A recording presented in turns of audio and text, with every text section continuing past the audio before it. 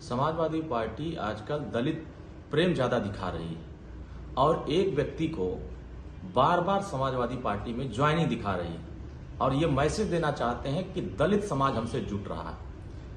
ये समाज को, समाजवादी पार्टी के मुखिया दलित समाज को धोखा कब तक देंगे, कब तक इनके आंख में धूल झोंकने का काम करेंगे। 2022 में नरैनी विधानसभा से, जो बांदा जनपद की है, दद्दू प्रसाद जी को नरैनी विधानसभा से प्रत्याशी समाजवादी पार्टी के बनाते हैं और उसको चुनाव लड़ा करके समाजवादी पार्टी के साथ रखते हैं और आज उसी व्यक्ति को पुनः समाजवादी पार्टी के मंच पर ला करके उसकी ज्वाइनिंग दिखाई जाती है और यह साबित कराया जाता है कि दलित समाजवादी पार्टी के साथ जुट रहा है। समाजवादी पार्टी के साथ दलित वर्ग नहीं जा रहा है।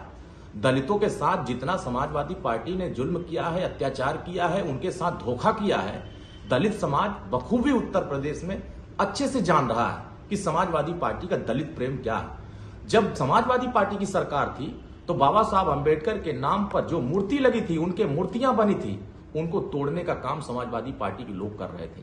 तब दलित प्रेम नजर नहीं आ रहा था। मान्यवर कांसीराम साहब के नाम पर जनपद के नाम बनाए गए थे, उसका नाम बदल रहे थे, तब दलित प्रेम नजर नहीं आ रहा था। दलितों का प्रमोशन में आरक्षण खत्म आपने किया, तब दलित प्रेम नजर नहीं आया। समाज का जहां अहित होता है, आप उसको हित में लाने के लिए, उसको न्याय दिलाने के लिए बात नहीं करते।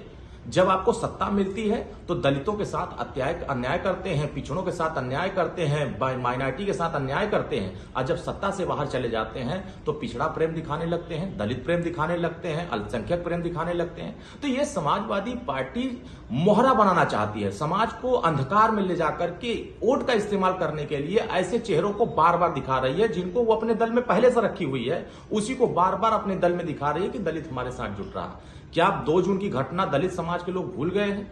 क्या उत्तर प्रदेश में जो दलितों के नाम पर, मान्यवर कांसीराम साहब के नाम पर, डॉक्टर अंबेडकर के नाम पर जो योजनाएं चल रही थी, उस योजनाओं को आपने बंद नहीं किया? तो आपने तो सत्ता में रह करके दलितों के साथ अन्याय किया और आज सत्ता से बाहर होने के बाद दलितों को जोड़ने की बात कर रहे हैं। तो दलित आपके साथ नहीं जाने वाला है। पूरा दलित समाज यह देख रहा है कि माननीय ओम प्रकाश राजभर जी, भारतीय समाज पार्टी, दलित समाज के सम्मान की बात कैसे कर रहे हैं। आप बाबा साहब अंबेडकर के नाम पर सभी विधायक जीत करके लखनऊ के पंचायत में आते हैं, लेकिन बाबा साहब भीमराव अंबेडकर की ऑयल प्रिंट फोटो आज भी विधानसभा के अंदर में नहीं लगवा पाए।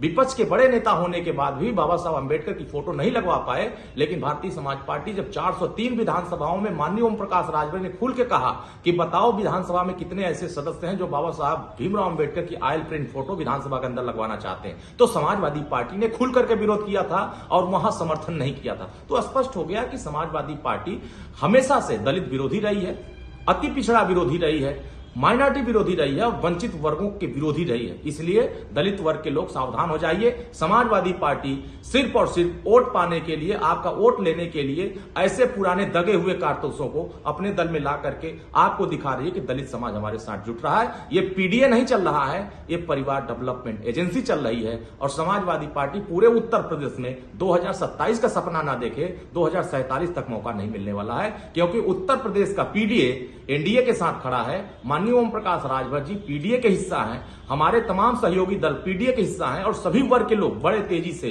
बड़ी संख्या में माननीय ओम प्रकाश राजभर के साथ जुट रहे हैं, एनडीए के साथ जुट रहे हैं। मुझे लगता है कि समाजवादी पार्टी इसी बौखलाहट में दलितों के बड़े नेताओं को अपने मंच पर, पुराने नेताओं को जिसको शामिल करा चुकी है, उसी को बार बार ला करके दिखा रही है कि हमारे साथ दलित आ रहे हैं।